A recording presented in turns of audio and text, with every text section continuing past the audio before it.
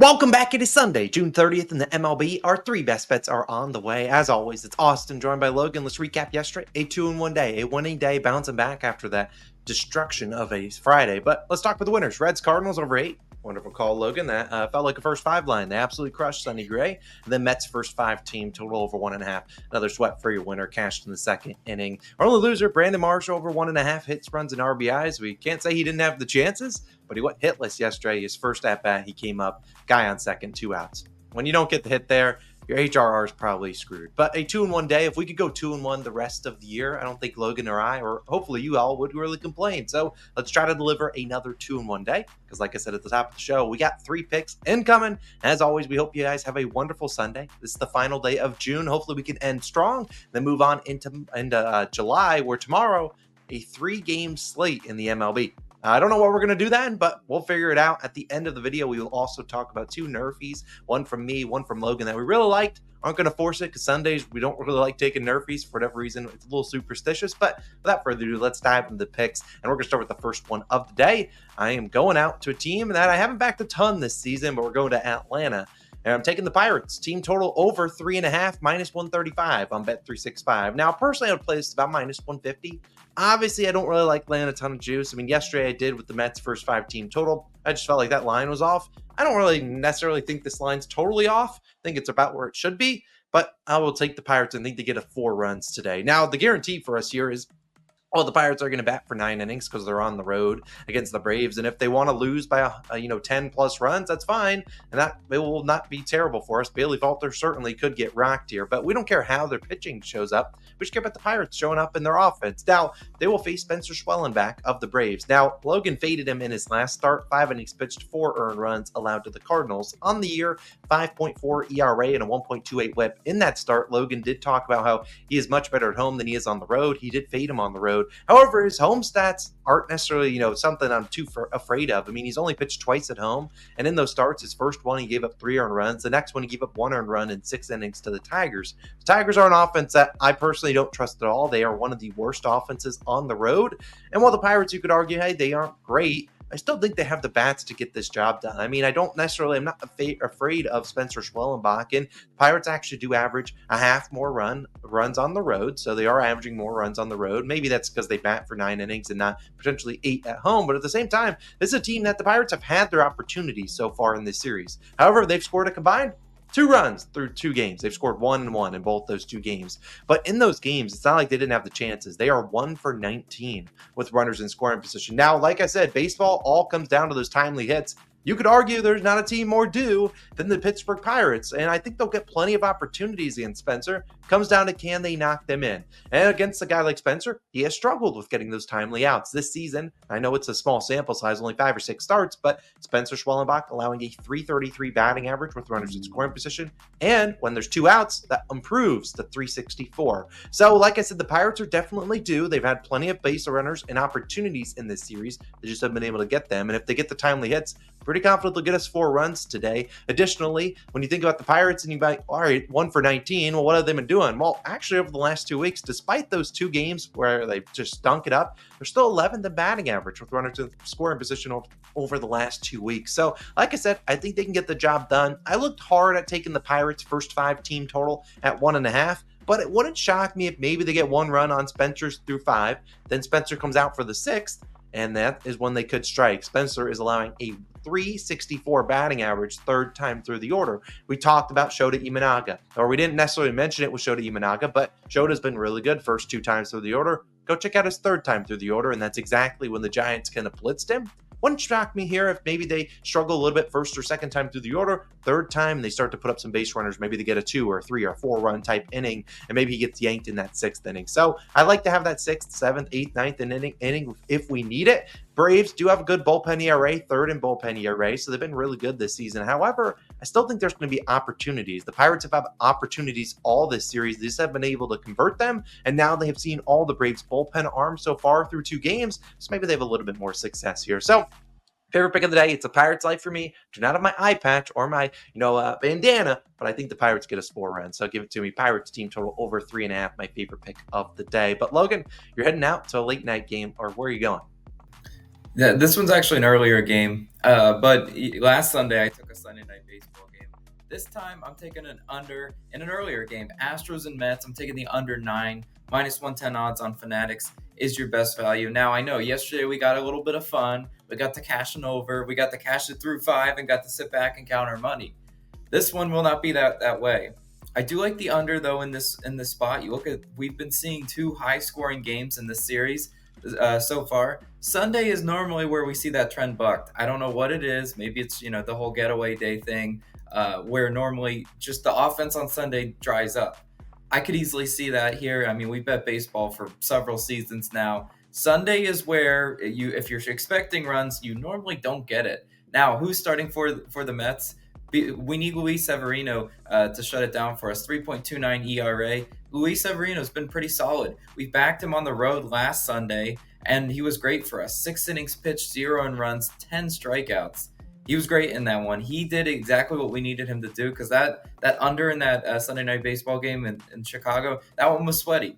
Severino held it down for us. Now he's at home where his ERA is only a 2.47. It's actually his best spot for backing Luis Severino, and he's faced this Astros team plenty because he used to pitch for the Yankees, obviously, and 103 plate appearances against Severino. The expected batting average is only a 236. The actual batting average is 250. So it's like they're not seeing him, tremendous. They're not absolutely rocking him with like a 300 or 350 batting average. He's been pretty decent against this Astros lineup. And what I also like is that Luis Severino is only allowing a 193 batting average to righties, which is big because we don't know the exact Astros lineup, but I can forecast Bregman, Altuve, McCormick. Those are some righties that I expect to be in there. And he's been tough on right-handed batters. We need that today, especially against those guys. And with runners in scoring position, Luis Severino is only allowing a 195 batting average. That's big. If you have an under and you have any chance of cashing an under, you have to strand those runners in scoring position. That's something Luis Severino did for us last Sunday, and hopefully he can do that once again for us today. And on the other side, it's going to be Sean Dubin starting for the Astros. Now you're like, who the heck is this guy, right? 5.64 ERA, 1.66 WHIP.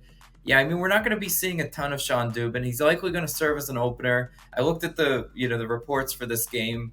The manager said likely 40 to 50 pitches from Dubin. So how long does that get him? Maybe 3, maybe 4 innings in this one. Behind him is the 13th ranked bullpen ERA in the Astros. So they're a solid bullpen behind Sean Dubin. In bullpen games, while on paper they're hard to predict because we don't know exactly the order that's going to follow him, I still kind of like bullpen games for an under because they provide unfamiliarity for the hitters. What does that mean? Well, you think about the hitters. First time through the order, you're seeing the same starting pitcher. Second time through the order, you're seeing them. And maybe a third time through the order, you're seeing the same starting pitcher normally. But in a bullpen game, first time through the order, there's one guy. Second time through the order, there's another guy. It's hard to build that familiarity in a bullpen game. That could be the thing that slows down this Mets offense. They've been great. There's no number I can possibly tell you that says the Mets offense hasn't been great. But the bullpen game is the test for them because the Mets have done all their damage against starting pitchers in this series so far. You got 6 earned runs off Framber Valdez yesterday. You got 6 runs off Ronel Blanco the day before that. I mean, the majority of their damage is coming against the starting pitcher where they get to build that familiarity. And there's a lot of obviously film and pitcher tendencies out on starting pitchers. In a bullpen game, there's not that same familiarity. I really do like this under. I think the bullpen can pitch solid. Sean Dubin, just don't go out and get like six earned runs on him. But I would imagine they'd probably yank him before he gets in damage like that. And then we look at the Mets team total. It's finally raised to 4.5. Something that people have been exploiting in the 3.5 number. So now this is the test for the Mets offense with that 4.5 team total number, in my opinion. Maybe you're going to have people still taking it and saying, this juggernaut offense, they're never going to not score runs.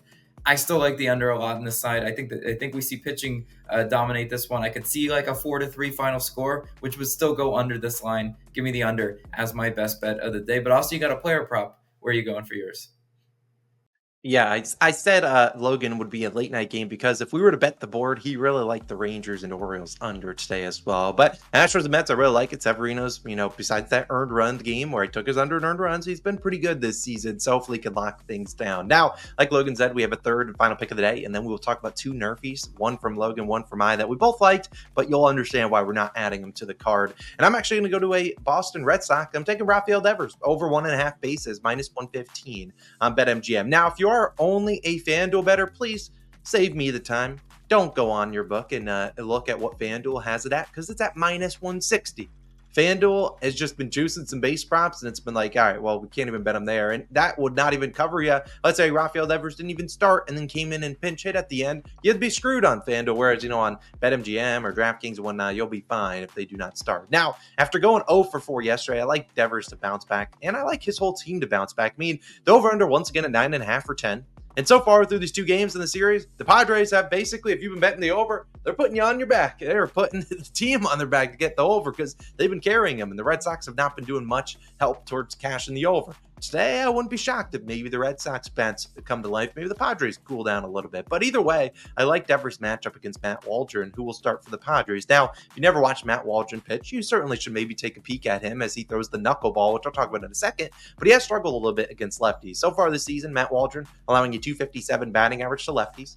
He's allowed 43 hits total to lefties. Of those 43, 19 of them have gone for extra bases. Sometimes that's what you need. Sometimes we're going to need Devers. We don't want to count on him to get 2 hits. Maybe we need that double or we need that home run. If he gets a triple, I'll record tomorrow shirtless. But at the same time, like I said, Devers has been really good at home and against righties. He is a lefty, obviously. Devers is batting 294 versus righties.